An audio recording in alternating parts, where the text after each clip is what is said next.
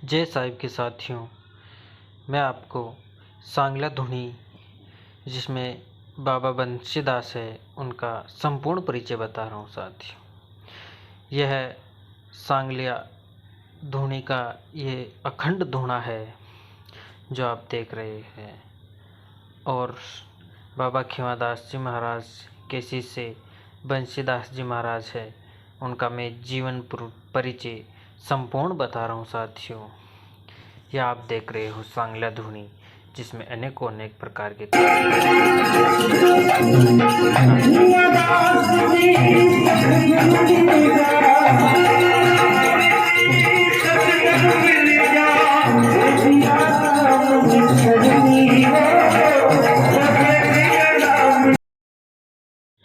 यह आप चरण पादुका देख रहे हैं साथियों। ये खेवादास जी महाराज की है। खेवादास जी महाराज के शिष्य बंशीदास का मैं जीवन परिचय बता रहा हूँ साथियों। यह 12 अक्टूबर 1976 को सीकर जिले के लालपुरा गांव में माता श्री ग्यारसी देवी की कोख से पिता श्री घींसाराम जी बरवड़ के घर बहुमुखी प्रतिभाशाली बालक का जन्म हुआ, जिनका नाम बंशीदास पड़ा। वो बचपन से ही सौम्य व श्याम वर्ण इस बालक का नाम बंशी रखा। बालक बंशी अपने भाई बहनों में सबसे ज़्यादा चंचल थे। बालक बंशी की गतिविधियों से परिवारजनों को भी यह लगने लगा कि यह जरूर आगे चलकर बड़ा नाम कमाएगा। यही बालक बंशी बाद में सांगला धुनी के पीठाधीश्वर खेवादास जी महाराज के उत्तराधिकारी बना। वह सांगला पीठ की गद्दी पर पदासीन किया गया। बंशीदास जी की प्रारंभिक शिक्षा अपने ही क्षेत्र के गांव लालपुरा व आभास व रिंगस में हुई। शिक्षा के बाद 1993 में आप अपने बड़े भाई जगदीश प्रसाद के साथ प्रतियोगिताओं की परीक्षा की तैयारी करने सीकर आ गए, लेकिन पढ़ाई में मन नहीं लगने के कारण बार बार सांगला धुनी आते जाते रहते। उच्च शिक्षा ग्रहण कर अच्छी नौकरी के प्रयास करने के बारे में भी बड़े भाई व पिताजी ने व अपने परिवार वालों ने बहुत समझाया व उनको समझाने की बहुत कोशिश की, लेकिन वो नहीं माने। उन्होंने अपने मन की बात बाद में बता दी कि मैं तो एक साधु बनूंगा। बंशीदास के संन्यास लेने का कोई रुख की ओर होना यह मुख्य कारण रहा। उनका बाबा खेवादास जी की ओर रुझान हुआ तो अपने संत का रूप धारण किया। तो 7 जून 1995 को खेवादास जी महाराज से भिक्षा ली। वर्ष 2000 के अंतिम दिनों में बाबा जी का स्वास्थ्य खराब रहने लगा। इस दौरान वो सत्संग कार्यक्रम तो ले लेते थे लेकिन जा नहीं पाते थे। इन सत्संग आयोजनों में वो बंशीदास जी को ही भेजते थे और उनको कोई बोलता तो बोल देते थे कि मैं नहीं आऊँगा, मैं तो आजकल बीमार रहता हूँ, तो मेरी जगह बंशीदास ही आएगा। आप यह सोचना कि मैं ही आया हूँ। बंशीदास उनकी शरण में आते ही बाबा जी को अपने आप को तनाव मुक्त समझने लगे थे। तो उन्हें लगा कि धुनी को संभालने के लिए भाग्य शिष्य अब आ गया है। और उस समय कॉलेज का भी निर्माण चल रहा था।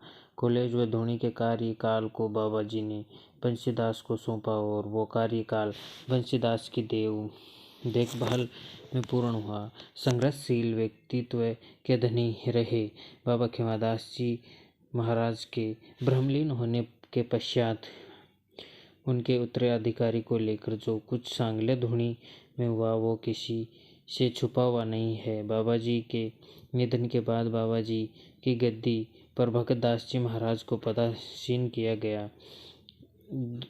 24 मई 2001 में उन्होंने सांगला गांव में ही धुनी में समतुल्य बाबा बंशीदास आश्रम की स्थापना की। आश्रम में खेवादास जी महाराज की प्रतिमा लगाकर उसको स्थापित की। अभी बंशीदास आश्रम का नव निर्माण पूरा नहीं हुआ, लेकिन होने को कुछ और ही मंजूर था। 24 फरवरी 2004 को भक्तदास जी महाराज का आकस्मिक निधन हो गया, जिसके बाद ग्रामवासियों व धुनी के भक्तों की भावनाओं को की कदर करते हुए बंसीदास जी ने कार्यकाल संभाला व सांगलपति बने। शिक्षा, समाज सेवा, गौशाला क्षेत्र में बंसीदास जी महाराज का योगदान युगों युगों तक याद किया जा रहा है। बाबा खेमादास जी महाराज की एक महाविद्यालय थी। बाबा खेमादास जी महाविद्यालय छात्रावास, गौशाला, सैकड़ों छोटे बड़े आश्रमों का सफल संचालन किया तथा बच्चों को उच्च शिक्षा हेतु छात्रवृत्ति दी।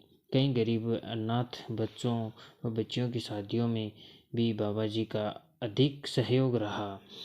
2 दिन पहले अचानक तबीयत खराब होने पर उन्होंने महात्मा गांधी अस्पताल जयपुर में इलाज कराया था।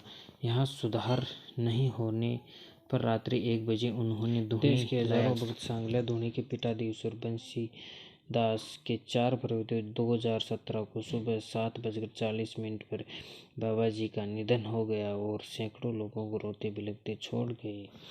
आश्रम पर 17 दिन तक श्रद्धांजलि सभा में भी देश के कोने कोने से हजारों भक्त सांगला धुनी पहुँचे। जब तक सूरज चांद रहेगा बाबा तेरा नाम रहेगा। बाबा जी की अंतिम यात्रा सांगला धुनी, जो सांगला गांव है, उसके मुख्य मार्ग से निकाली। बाबा जी की अंतिम यात्रा में जब तक सूरज चांद रहेगा बाबा तेरा नाम रहेगा, जब तक सूरज चांद रहेगा बाबा तेरा नाम रहेगा। बाबा बंसीदास जी अमर रहे। बाबा बंसीदास जी की जय जयकारों से आसमान गूंजा दिया। उसके पश्चात शाम 4 बजे बाबा लक्कड़दास जी आश्रम में उनको अपने गुरु खेमादास जी महाराज के समाधि के सम्मुख समाधि दी गई। उसके पश्चात धुनी में महाआरती का आयोजन हुआ। बाबा बंसीदास जी को कोटि कोटि नमन। जय जय साहिब की।